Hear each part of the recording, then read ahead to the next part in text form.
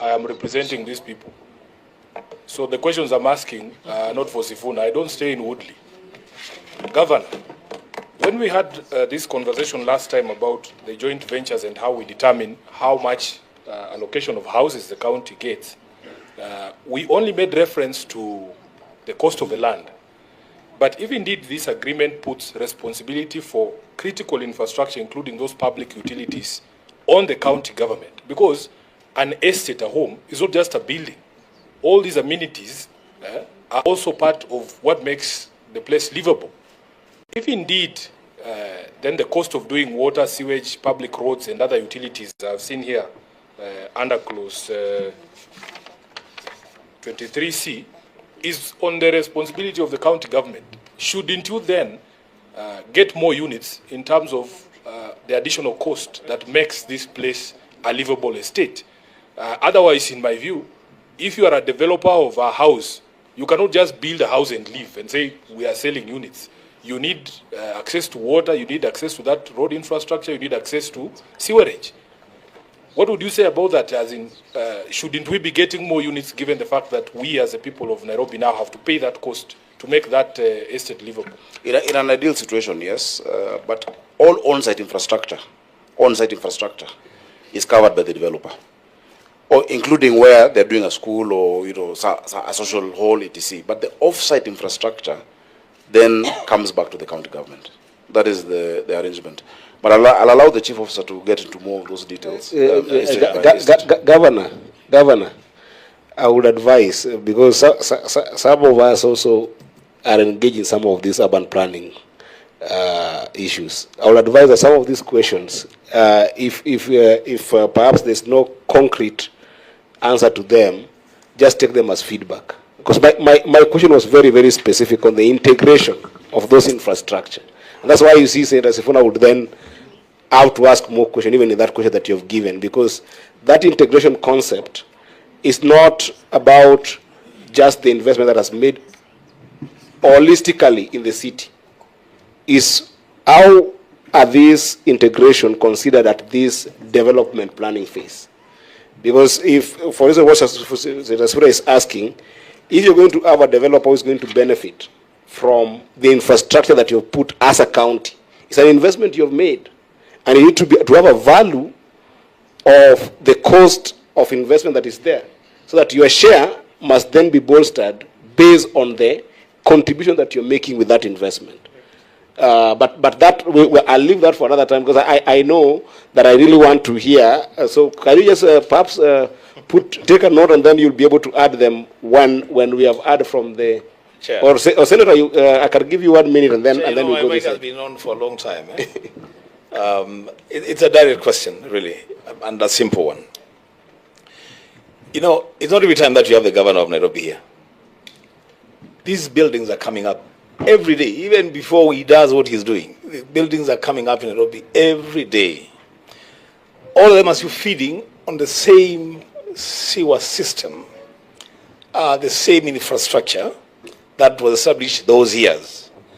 Maybe the question that the people in Nairobi would also want to hear is, I've heard of some development taking place this side of the city, but the biggest population, I think, is on the other side, Eastlands, Pumwani, Embakasi, that side.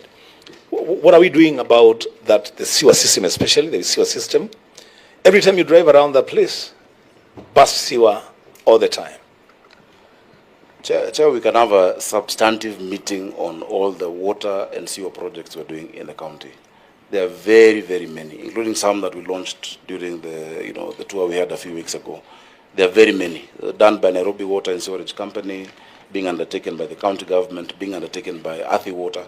So I'll be very open to come and give you a breakdown of all of those projects. Of sewer expansion, recently we're doing Umoja sewer expansion, we're doing some in Eastlands.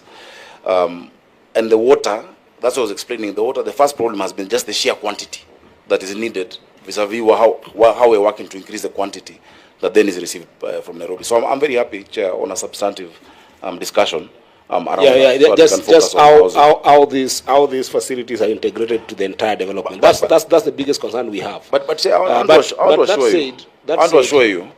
Just a moment, Governor. Just just to say that what Senator Wambua and Senator Sifuna are bringing up are very, very important.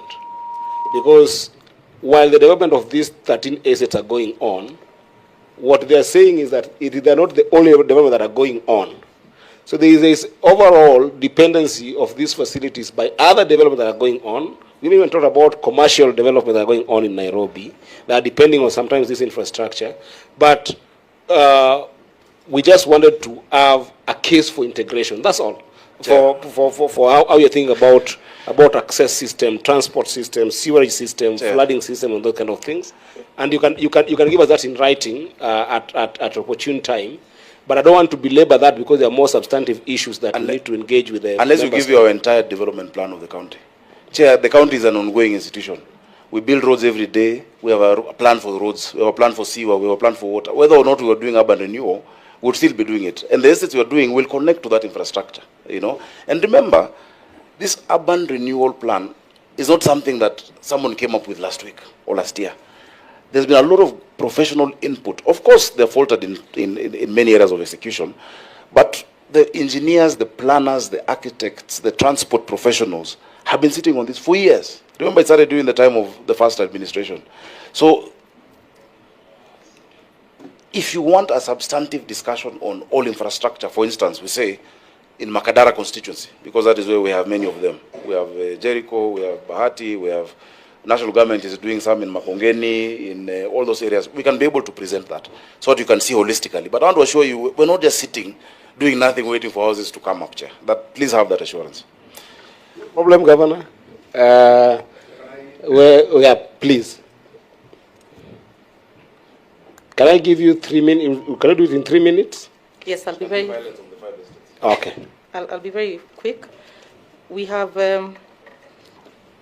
several projects in Nairobi in what we classify as phase 1, phase 2, and phase 3. Phase 1, you're all familiar with it. It's Pangani and Jivanji, which are under construction. Phase 2, we have Woodley, Lot 1, Kariobangi North, Bahati Lot 3, Maringo Lot 2, Jericho Lot 1, Jericho Lot 2, and Ziwani Estates.